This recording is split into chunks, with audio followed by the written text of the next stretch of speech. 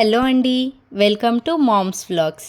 నేను ఈరోజు మీకోసం చూపించబోయే రెసిపీ చాలా తక్కువ మందికి తెలిసిన పాతకాలం క్రిస్పీ అండ్ టేస్టీ మజ్జిగ మురుకులు.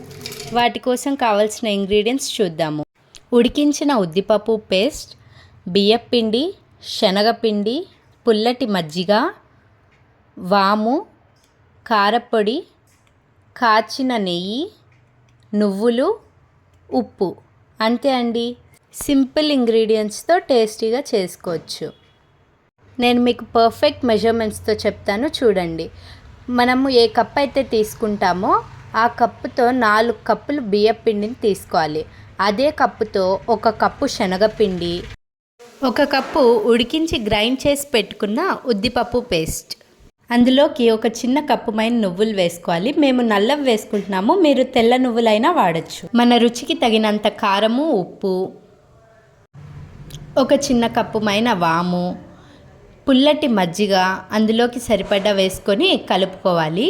ఇప్పుడు ముందుగా కాచిన నెయ్యి లేదా నూనె ఏదైనా వేసుకొని బాగా ముద్దలాగా కలుపుకోవాలి. ఈ కన్సిస్టెన్సీ వచ్చే వరకు కలిపితే సరిపోతుంది. ఈ కన్సిస్టెన్సీ వస్తే మనకు మురుకులు అనేవి చాలా బాగా వస్తాయి. పిండి తడి ఆరకుండా ఒక తడి క్లాత్ని వేసుకోవాలి. ఇప్పుడు కడాయిలో ఆయిల్ వేసుకొని బాగా వేడవ్వనివ్వాలి. ఈ ఆయిల్ వేడయ్యేలోపు మనం మురుకులు ఎలా ప్రిపేర్ చేయాలో చూద్దాము.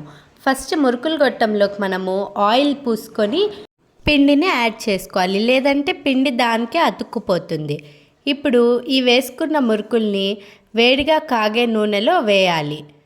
మనము హై ఫ్లేమ్ మీద పెట్టి వేసుకుంటే పైన త్వరగా ఎర్రగా కాలి క్రిస్పీగా రావు. సో మనము ఫ్లేమ్ని అడ్జస్ట్ చేసుకుంటూ వేసుకోవాలి. మీడియం ఫ్లేమ్లో పెట్టి వేసుకుంటే మురుకులు చాలా క్రిస్పీగా వస్తాయి. ఇదే మన టిప్, మురుకులు చాలా క్రిస్పీగా రావటానికి.